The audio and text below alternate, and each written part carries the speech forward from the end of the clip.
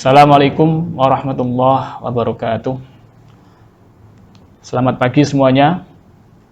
Semoga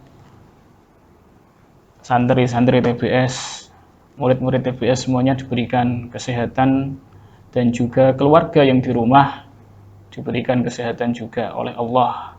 Amin ya rabbal alamin. Sebelum kita belajar bersama mapel fikih 2, alangkah baiknya kita membaca Fatihah terlebih dahulu untuk guru-guru kita, untuk keluarga kita.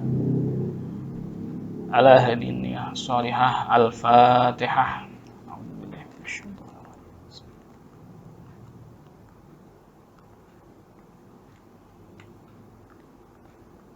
Terima kasih semuanya.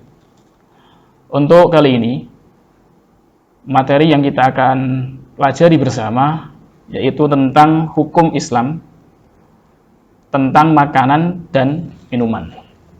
Kita tahu Islam, agama Islam adalah agama yang membawa kita, yang menuntun kita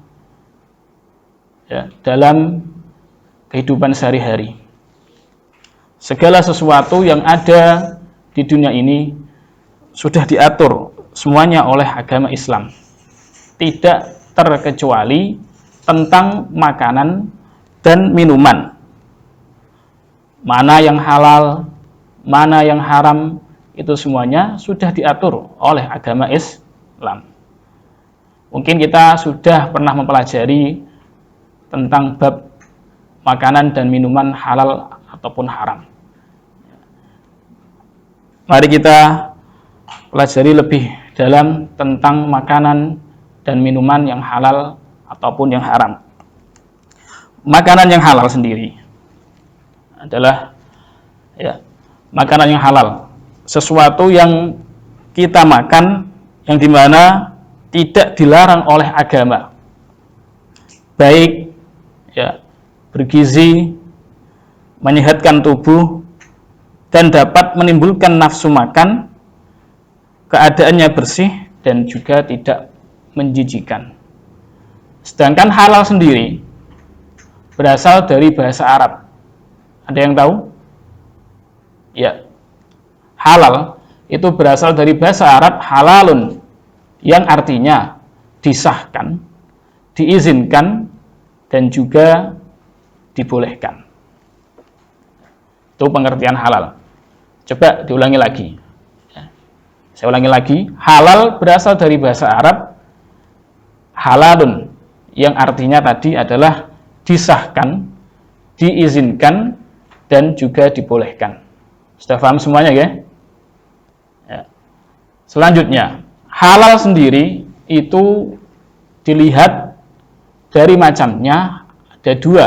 Yang pertama, halal dipandang dari zatnya. Bagaimana maksudnya? Makanan tersebut memang berasal dari sesuatu yang halal, dari sananya sudah halal, seperti nasi, sayur, daging sapi, daging kambing, dan makanan-makanan lainnya. Itu yang pertama, dilihat dari zatnya. Terus yang kedua adalah halal cara memperolehnya. Di sini halal makanan dan minuman yang dikonsumsi diperoleh dengan cara yang sesuai syariat Islam. Karena kita tahu terkadang seseorang memang terlihat kaya, punya mobil banyak, kan? Kita tahu dia mempunyai pangkat yang tinggi, misalkan hartanya melimpah, tetapi kekayaan tersebut tidak didapatkan dengan cara yang halal, kan? Banyak kan? Mereka mempunyai jabatan tetapi melakukan tindakan korupsi, nepotisme, sehingga rezeki yang diperoleh, yang dibelikan makanan, kemudian masuk ke dalam tubuh merupakan makanan yang tidak halal, atau kata lain adalah haram, karena cara memperolehnya tidak sesuai dengan syariat agama Islam. Ya, saya ulangi lagi. Tadi halal ada dua, halal dilihat dari zatnya dan halal cara memperolehnya. Sudah paham semuanya? Ya. Selanjutnya, ya. Makanan halal, ya, makanan yang halal dapat berubah haram apabila mengalami proses tertentu sehingga zatnya yang halal tadi itu dapat berubah menjadi haram. Ada yang tahu? Coba, ya, banyak contohnya. Ini yang saya contohkan adalah air anggur. Air anggur asalnya zatnya itu halal atau haram? Halal, ya. Ya. Tetapi air anggur yang mengalami proses fermentasi yang dapat merubah zat yang terkandung di dalamnya berubah menjadi sesuatu yang memabukkan. Ini menunjukkan bahwa sesuatu zat yang halal bisa menjadi haram karena tadi, ya, ada proses fermentasi. Ya. Saya lanjutkan lagi. Itu beberapa contoh. Ya. Selanjutnya adalah manfaat makanan dan minuman halal. Apa saja manfaatnya? Coba, ya, dalam kehidupan kita sehari-hari, apa manfaatnya? Yang pertama, ketika kita memakan makanan yang halal, meminum minuman yang halal, manusia dapat terhindar dari akhlak mazmumah, ya, karena tidak mengkonsumsi makanan dan minuman yang haram. Mazmumah itu apa? Sesuatu yang tercela. Terus yang kedua manfaatnya, makan dan minuman yang halal dapat menyehatkan badan dan terpeliharanya diri dari sumber penyakit. Ketika kita makan sesuatu yang halal, tubuh kita menjadi sehat, ya, menjadi semangat dalam mengerjakan ibadah, ya, kita menjadi kuat, ya. Itu sesuatu yang kita makan apabila berasal dari sesuatu yang halal. Oke, paham ya? Selanjutnya, menyebabkan amal ibadah diterima oleh Allah. Eman-eman kan? Kita sudah sholat 5 waktu, kita puasa Ramadan 30 hari, tetapi kenyataannya kita meminum sesuatu yang haram, sehingga mengakibatkan amal kita, ya, amal ibadah kita tidak diterima oleh Allah. Ini sangat merugikan kita. Paham ya? Jangan sampai hal-hal seperti ini, ya, kita lakukan. Ya, na'udzubillahi min dzalik. Terus yang keempat, apa manfaatnya? Manusia dapat memiliki akhlak karimah, akhlak yang baik, karena mempengaruhi watak manusia menjadi sabar, tenang, dan qanaah. Coba, ketika kita memakan sesuatu yang haram, yang tidak halal, hati kita menjadi resah, gundah, ya, sehingga kita aras-arasan, rasa-rasa melakukan kegiatan amal ibadah. Ya.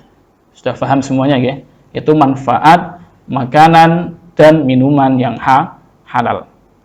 Saya lanjutkan makanan dan minuman yang haram sekarang. Tadi kita sudah membahas tentang makanan dan minuman yang halal. Sekarang kita makan dan minuman yang haram. Haram, jelas, artinya adalah dilarang. Jadi makanan dan minuman yang haram adalah makanan dan minuman yang diharamkan oleh Allah. Ya.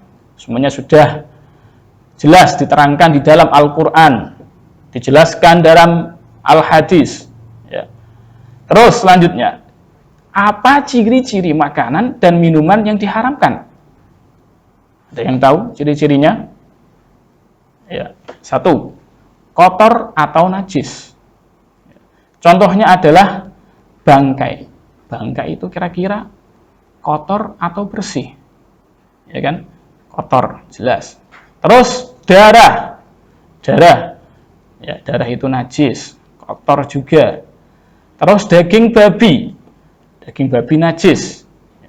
Binatang yang disembelih atas selain nama Allah, itu tidak boleh kita makan. Itu ciri-ciri yang pertama adalah kotor atau najis. Sudah paham? Saya lanjutkan. Yang kedua apa? Yang kedua adalah haram karena cara memperolehnya. Riba. Ya, kita tahu praktek riba di negara kita, di lingkungan kita masih marak, masih banyak. Ini berarti cara memperolehnya diharamkan.